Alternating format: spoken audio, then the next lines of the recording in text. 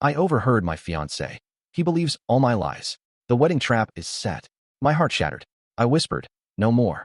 Then I played the recording for both our families at the rehearsal dinner and walked out forever. She was left stammering amidst the chaos, her perfect plan detonating in her face. I, 29M, thought I knew the woman I was about to marry. 3 years together, 8 months engaged, and in 12 hours we'd be walking down the aisle. I was grabbing my forgotten phone charger from her apartment when I heard her voice drifting from the bedroom, sharp with laughter I'd never heard before. She was on the phone with someone, and what I heard next made my blood freeze. She told whoever was on the other end that I believed all her lies, that the wedding trap was perfectly set, and that by tomorrow night she'd have secured her financial future. She laughed about how gullible I was, how easy it had been to manipulate me into proposing. She mentioned my inheritance from my grandfather, the life insurance policies I'd added her to, and how she'd already been meeting with divorce lawyers to ensure she'd get half of everything. My hands trembled as I quietly activated the voice recorder on my phone. She continued for another 10 minutes, detailing her elaborate deception. She bragged about the affairs she'd hidden, the lies about her past, even admitted she'd been planning this from our second date when she learned about my family's money. I stood there recording every cruel word, my heart shattering with each revelation. The woman I loved, the person I'd trusted with my future, had been playing an elaborate long con. When she finally hung up, I slipped out without her knowing I'd been there. I spent the rest of the night in my car, driving aimlessly, processing the devastating truth. By morning, I made my decision. The rehearsal dinner was at my family's country club. Both families had gathered, about 40 people total, all excited for tomorrow's ceremony. She played her part perfectly, the radiant bride-to-be, hanging on my arm and accepting congratulations. I watched her performance with new eyes, seeing the calculated manipulation behind every smile. Halfway through dinner, I stood up and asked for everyone's attention. I thanked them all for coming, spoke about how important family was, and how truth formed the foundation of any lasting relationship. Then I pulled out my phone. I told everyone I had something special to share, a recording that would help them understand the real story behind our relationship. She looked confused at first, then concerned as I connected my phone to the sound system. Her voice filled the room, crystal clear, detailing her deception with that same cruel laughter. The silence that followed was deafening.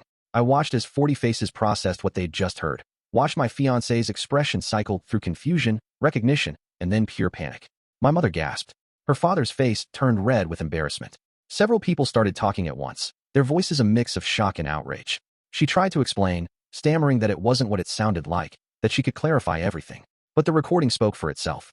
Her own words had condemned her completely. I didn't give her a chance to spin more lies. I simply said that I was grateful to have learned the truth before making the biggest mistake of my life. I announced that the wedding was canceled, thanked everyone for their support over the years, and walked out. Behind me, chaos erupted. I could hear her desperate attempts to damage control, her family's mortified apologies to mine, and the general buzz of 40 people trying to process what had just happened. Update 1. The next 24 hours were a whirlwind. My phone rang constantly, family members, friends, even some of her relatives calling to apologize. My brother handled most of the wedding cancellations while I dealt with the immediate fallout. She tried calling dozens of times, then showed up at my apartment when I wouldn't answer. Through the door, she pleaded for a chance to explain, claiming the recording was taken out of context, that she'd been joking with a friend about a movie plot. Her desperation was almost pathetic after what I'd heard. My lawyer advised me to document everything and change all my passwords immediately.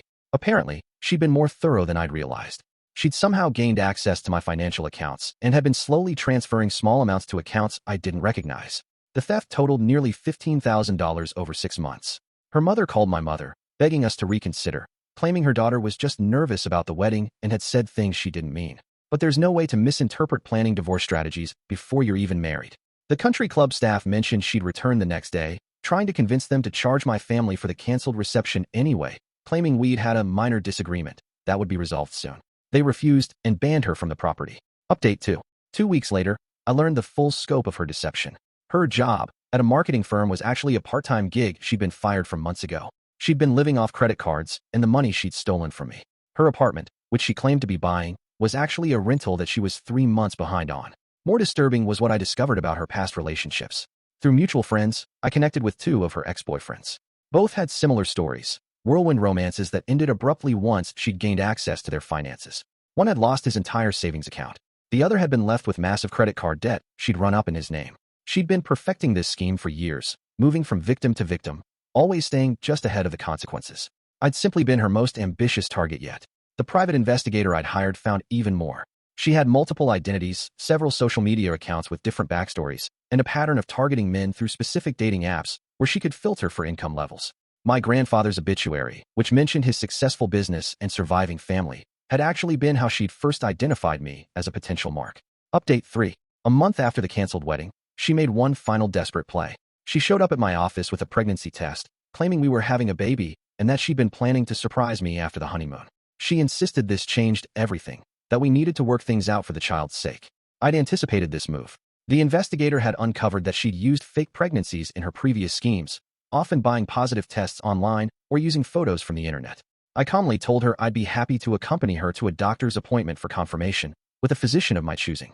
She refused, claiming she wanted to use her own doctor, someone she trusted. When I insisted on independent verification, she became increasingly agitated. Finally, she broke down and admitted there was no pregnancy, just as I'd suspected. That was the last time I saw her. She moved out of state within a week, probably hunting for her next victim. I reported everything to the police, though they warned me that financial manipulation in relationships was difficult to prosecute unless the amounts were substantial. Update 4. 6 months later, my life had stabilized. I'd moved to a new apartment, changed banks, and been much more careful about my personal information. The emotional recovery took longer than the practical steps, but I was getting there. Then I received an unexpected call from a detective in another state. She'd been arrested for identity theft and fraud, apparently having escalated her schemes after our relationship ended. When they searched her belongings, they found detailed files on dozens of men, including a thick folder with my name on it. The detective asked if I'd be willing to testify about my experience.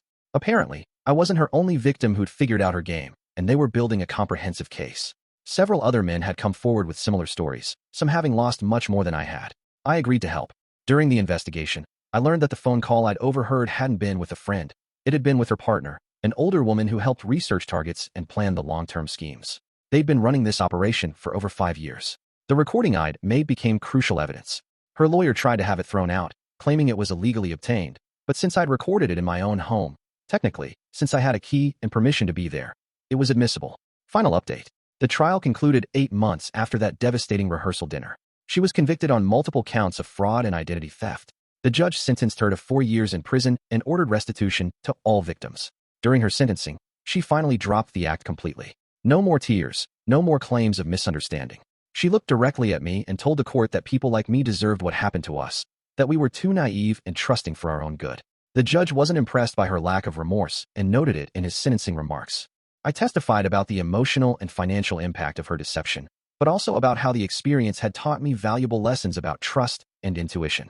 That recording I'd made by pure chance had potentially saved other men from similar devastation. Her partner received a shorter sentence in exchange for cooperation, and they provided information that helped authorities identify additional victims and prevent ongoing schemes in other states.